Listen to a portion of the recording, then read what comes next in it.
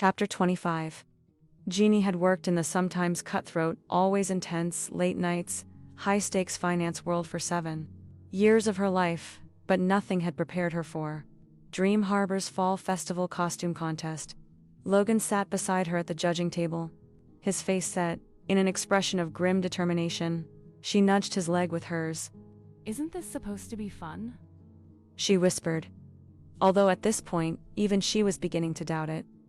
According to who? Logan had already broken up one almost fist fight between two moms decked out in athleisure, each claiming their little zombie was the most terrifying. The pocket on his flannel hung limply from his chest from where one woman had clawed at him as he removed her from the stage. That little incident was followed by a debate over which version of Batman was the real one, and then a riot had nearly broken out when Nancy and Jacob took to the stage dressed as their favorite romance novel cover. Their costumes were deemed too sexy for a family event, which led to a rather keyed-up chant about First Amendment rights and a speech from Nancy about raising well-informed, sex-positive kids. It had been quite the day, but they'd made it to the end. On the makeshift stage in front of them stood the finalists, a toddler-sized bumblebee who looked to be about 5 seconds away from wetting their custom. A very convincing Wednesday Addams, made all the more impressive by the fact that Andy was actually a 45-year-old black man, and Jeannie's personal favorite, Mindy Walsh, deputy mayor, dressed as a perfect Mayor Kelly, right down to the hideous tie and a dream bubble made of poster board hovering above her head. A gaggle of witches, Star Wars characters, a baby pumpkin or two, some adorably dressed-up dogs, and the full cast of The Wizard of Oz stood off to the side in the grass, having not made the cut. Jeannie could feel the vengeful looks being sent her way by several sore losers. At this point in the day, she was actually worried about what they might be plotting. Tammy sat on her other side, acting as the third judge. Apparently she did this every year and took her job very seriously. A B won 3 years ago.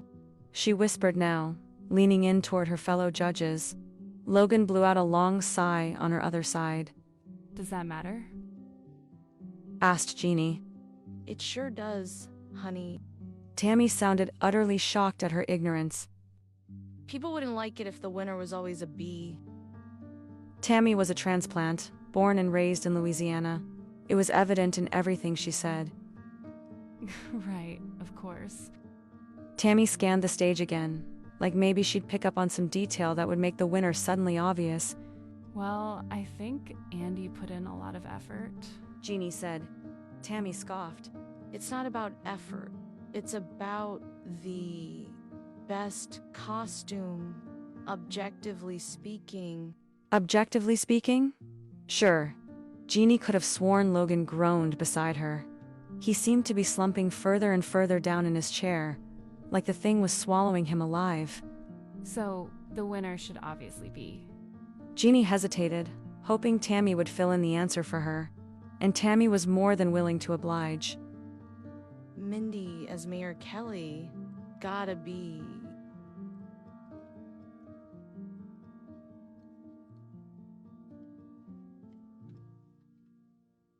Yes, gotta be.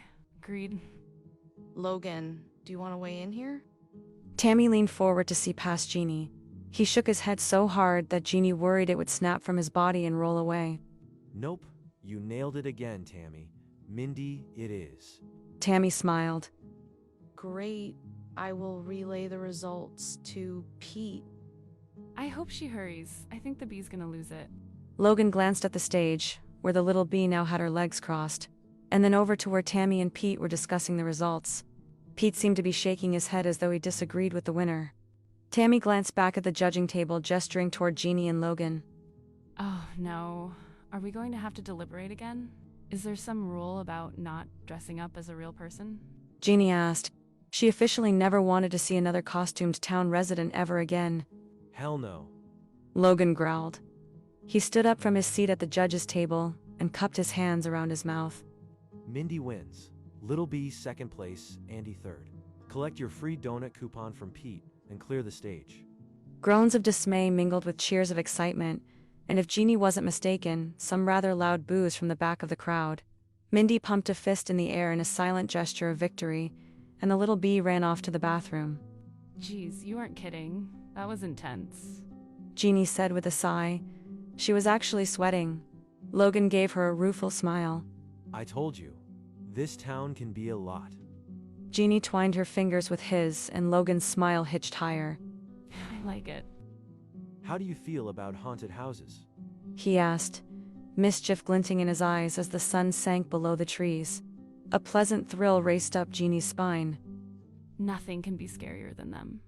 Jeannie gestured toward where some of the contest losers gathered ominously. She wouldn't be surprised if they held pitchforks. Logan huffed a laugh. Let's go. He tugged her with him, keeping her close by his side as they made their way across the festival. In fact, Logan kept her there even when they hurried past Corey and her family. The book club president only had time to raise her eyebrows in surprise. Jeannie grinned back in return. He kept her right beside him as they stopped to say hi to Noah.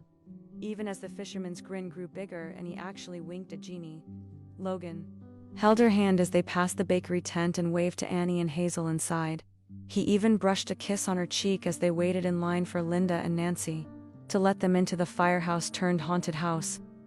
And with every little gesture, with every happy glance from the people around them, some of the nerves, the doubts, the worries eased in Jeannie's gut. This was her home now, her friends, her customers, her Logan. She liked it. She wanted to keep him, to keep this, to live in this perfect day for as long as she could. How scared should I be? She asked, as they made their way through the spider-web-covered entrance. Logan squeezed her hand. Well, the local scouts set this up every year. They tend to go pretty hard. Logan had barely finished his sentence before a deranged clown leaped out from the dark. Jeannie shrieked and buried her face in Logan's sleeve.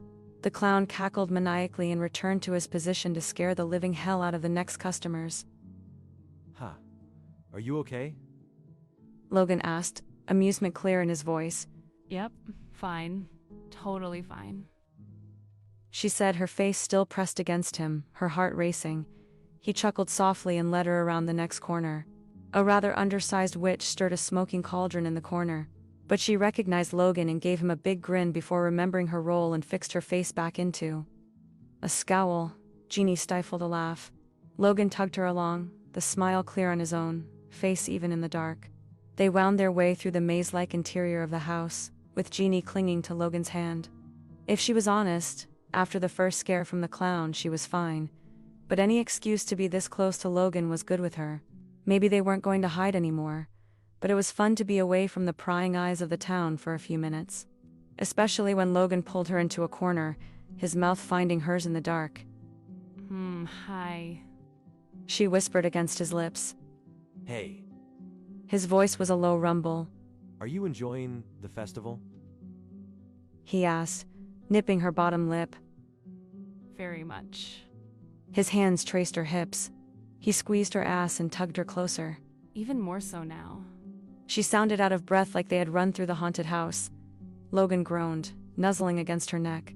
She gasped as he ran his teeth across the sensitive skin there. Hey, who's that? I told you kids. A bright light flashed in Jeannie's eyes, and they froze. Logan's hand still clutching her backside, Jeannie's leg already hitched over his hip. Logan? He groaned and pulled away, and Jeannie knew that had it been light enough she would see the blush creeping up his cheeks. But he didn't shove her away this time, just took her hand and faced Linda and her flashlight. I Linda thought it was laughed in those damn delight. teenagers again. I've got 3 different couples already making out in here. Guess we need to make it scarier next year. She turned, laughing to herself, and made her way back through the maze. Logan ran a hand down his face. Sorry about that. I shouldn't have. Let's go back to my place. This obviously isn't the time or the place. Wait, what? Let's go. No interruptions this time. She said. Logan's eyes widened briefly before he dropped his mouth to her ear. No interruptions? His breath was warm against her skin, and Jeannie leaned into him further. Nope, just you and me. His low groan vibrated through her. I mean, unless you wanted to go to the bonfire instead. Absolutely not.